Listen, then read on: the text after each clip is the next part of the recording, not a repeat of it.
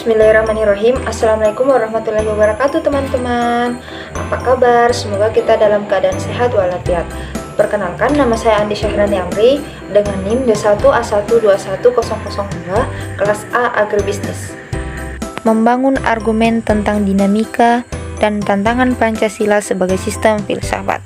Materi ini adalah materi terakhir dari mata kuliah Pancasila. Dinamika Pancasila sebagai sistem filsafat.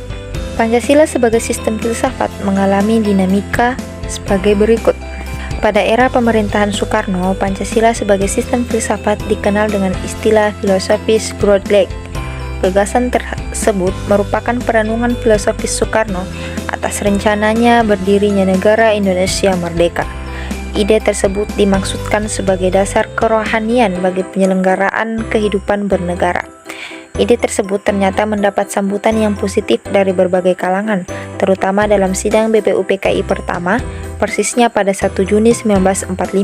Namun, ide tentang filosofis Grodlek belum diuraikan secara rinci.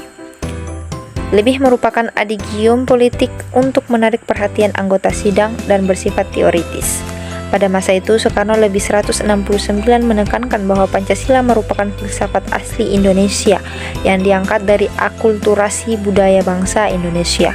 Pada era Soeharto, kedudukan Pancasila sebagai sistem filsafat berkembang ke arah yang lebih praktis, atau dalam hal ini istilah yang lebih tepat adalah Weltanschauung. Artinya, filsafat Pancasila tidak hanya bertujuan mencari kebenaran dan kebijaksanaan, tetapi juga digunakan sebagai pedoman hidup sehari-hari. Atas dasar inilah Soeharto mengembangkan sistem filsafat Pancasila menjadi penataran P4 pada era reformasi. Pancasila sebagai sistem filsafat kurang terdengar resonansinya, namun Pancasila sebagai sistem filsafat bergema dalam wacana akademik, termasuk kritik dan renungan yang dilontarkan oleh Habibie dalam pidato 1 Juni 2011. Habibie menyatakan, Pancasila seolah-olah tenggelam dalam pusaran sejarah masa lalu yang tidak lagi relevan untuk disertakan dalam dialektika reformasi. Pancasila seolah hilang dari memori kolektif bangsa Indonesia.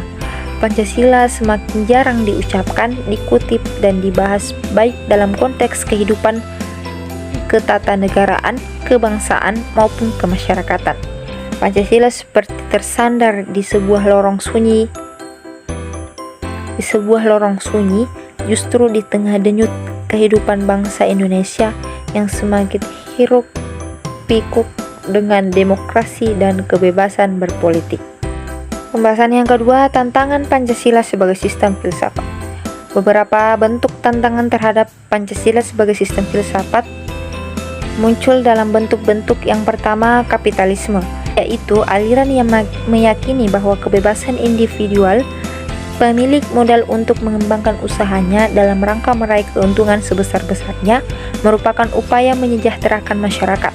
Salah satu bentuk tantangan kapitalisme terhadap Pancasila sebagai sistem filsafat ialah meletakkan kebebasan individual secara berlebihan sehingga dapat menimbulkan berbagai dampak negatif sehingga monopoli gaya hidup, konsumerisme, dan lain-lain. Kedua, komunisme adalah sebuah paham yang muncul sebagai reaksi atau perkembangan kapitalisme sebagai produk masyarakat liberal. Komunisme merupakan aliran yang meyakini bahwa kepemilikan modal dikuasai oleh negara untuk kemakmuran rakyat secara merata. Salah satu bentuk tantangan komunisme terhadap Pancasila sebagai sistem filsafat ialah 170 dominasi negara yang berlebihan sehingga dapat menghilangkan peran rakyat dalam kehidupan bernegara.